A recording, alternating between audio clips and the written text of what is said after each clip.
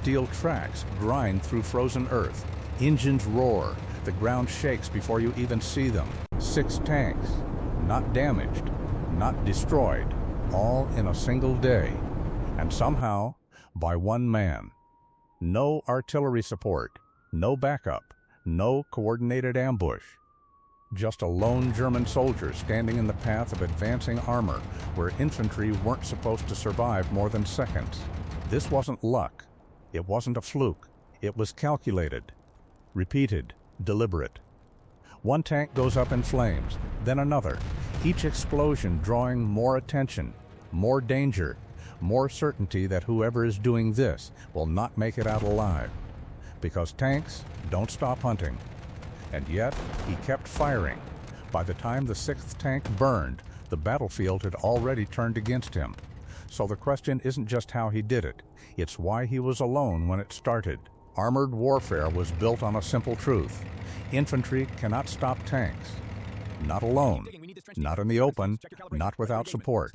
A tank is moving steel, thick armor, heavy guns, machine fire sweeping everything in front of it. It crushes cover, ignores small arms, and turns exposed soldiers into targets before they can even react. German doctrine understood this. Every army did. Stopping armor required coordination, anti-tank crews, mines, artillery, timing. Not one man with limited weapons standing in the wrong place at the wrong time, because against a tank, hesitation means death. And facing 6 of them? That wasn't combat. That was execution waiting to happen. So when the first tank burned, something had already gone terribly wrong. By the time the tanks appeared, his unit was already gone. Not destroyed, not defeated. Just gone. Pulled back. Cut off. Lost in the confusion that spreads faster than gunfire on a collapsing front. He was left behind with what he carried. A few anti-tank weapons. Limited ammunition. No radio contact. No reinforcements coming over the ridge. And no clear orders. Just the sound of engines getting closer. This wasn't a planned defense. No prepared positions. No coordinated fire. Just one soldier forced to decide in seconds whether to run or stand and fight something he was never meant to face alone. Because once the first tank rolled into view, there was nowhere left to go. He didn't fire at a distance. He waited. The first tank rolled past slowly, its turret scanning forward, blind to what was just meters away.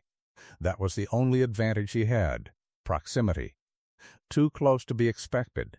He moved in behind it, fast, silent. Every second counted. The armor was thick from the front, almost invulnerable. But the rear was different. He aimed there. One shot. No second chance. The impact didn't stop it immediately. For a moment, nothing happened. Then smoke. Then flame. Then the engine seized. The tank lurched to a halt. It worked. But now the battlefield had changed, because one burning tank doesn't go unnoticed. The second explosion confirmed it. This wasn't an accident. By the time the third tank was hit, the formation broke. Turrets began turning. Machine guns swept the tree line, stitching the ground with fire. The quiet advance was gone. Now they were looking for him. Engines slowed. Crews scanned every shadow, every broken wall, every patch of earth that didn't feel right. He had seconds between each shot, no time to reposition safely, no time to disappear.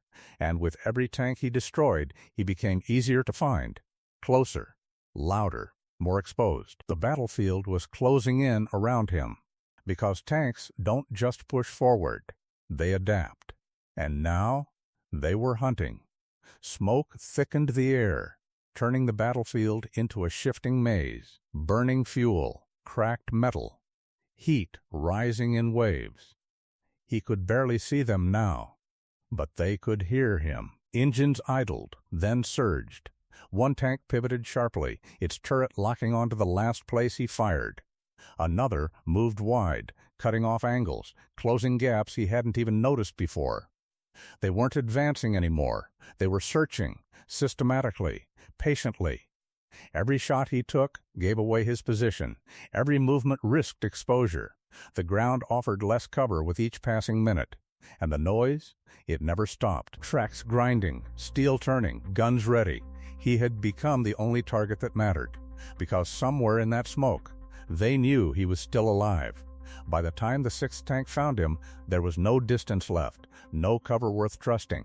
It came through the smoke almost silently, its hull emerging just meters away.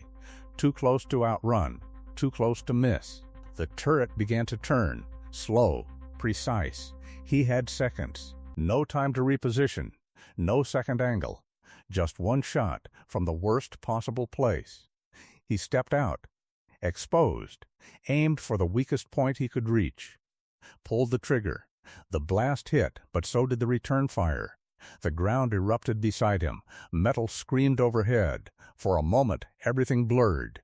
Then the engine stalled. Flames broke through. The sixth tank stopped. And somehow, he was still standing. But now, there was nothing left between him and what came next. 6 tanks destroyed. 1 man still alive. On paper, it looks like heroism, precision, courage under fire. But look closer. He wasn't part of a coordinated defense. There was no plan guiding him, no unit supporting him, no command controlling the battlefield. He was alone because everything around him had already started to collapse. This kind of story doesn't happen in a stable army. It happens when lines break, when communication fails, when survival replaces strategy. So was this a victory? Or a symptom? Because if one soldier is forced to fight 6 tanks alone, then the war in that moment was already slipping out of control. If this story surprised you, you've only seen the surface. There are more moments like this, buried in the chaos of WWII, where survival replaced strategy, and the rules of war simply stopped applying. Subscribe now, because the next story might be even harder to believe and far more disturbing once you understand what really happened.